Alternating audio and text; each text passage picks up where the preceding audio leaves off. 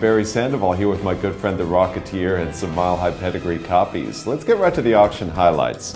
Superman #1 is a book that's very difficult to come by in unrestored condition. In fact, we've never offered an unrestored copy graded better than 5.0. That was almost 10 years ago, and this is an unrestored 4.5. From the same collection, this is no slouch either. It's Batman #1, a CGC graded 5.5.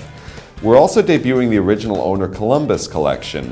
This is More Fun #73, graded very fine. There are only 2 copies graded higher, and this is a huge key, especially these days, because it's got the first appearances of both Aquaman and Green Arrow.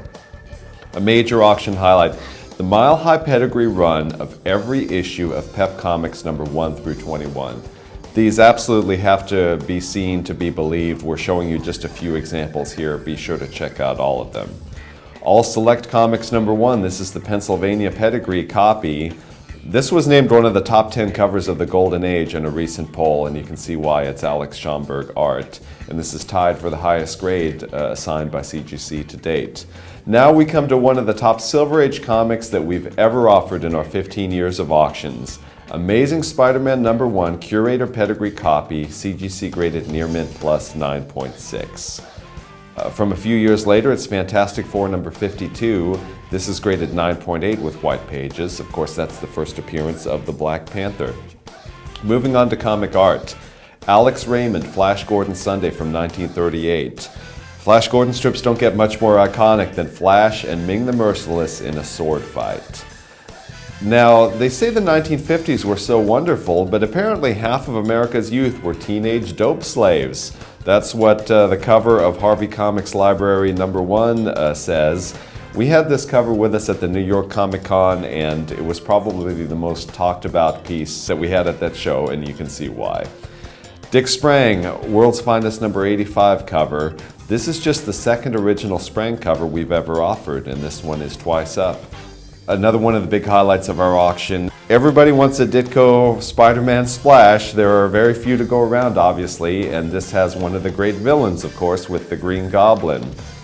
Dan Atkins, Strange Tales #162, featuring Doctor Strange, has also gotten a lot of attention for obvious reasons with the Doctor Strange movie coming into theaters soon. Avengers #45 cover, this is John Buscema, and that's the Super Adaptoid menacing the whole team here. Thor's in some trouble on the cover of #157, and this is art by, of course, the great Jack Kirby.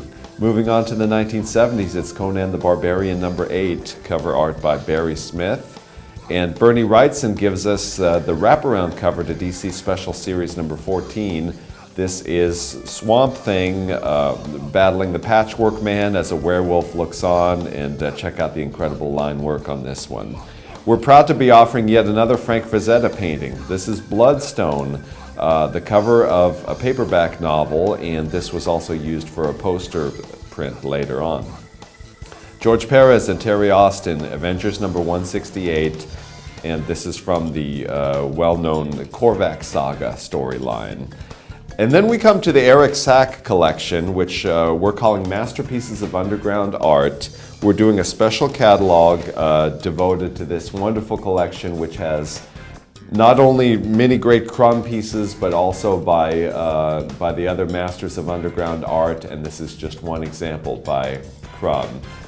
Now, is that the whole auction, you say? No, it's not. In fact, there's literally 1,500 more pieces that I didn't get to, so be sure to check out all of them at ha.com.